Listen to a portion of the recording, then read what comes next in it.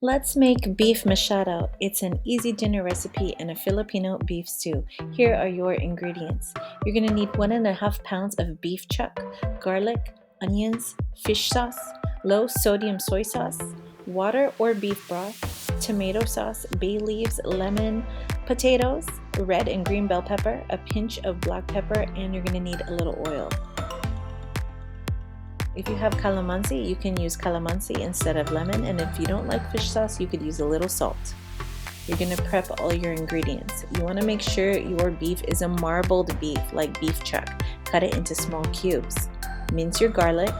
Cut the onion and the bell peppers into chunky sizes, but uniformly. Add your oil. Sear the beef.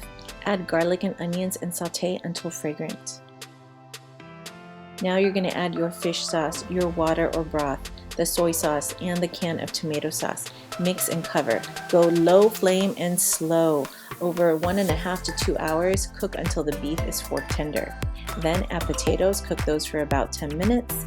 Add your lemon, squeeze it, put the whole lemon in or the calamansi. Then add some vegetables and cook those until they're slightly soft but still colorful. Sprinkle black pepper. You want to mix it, let that simmer in just for a few minutes.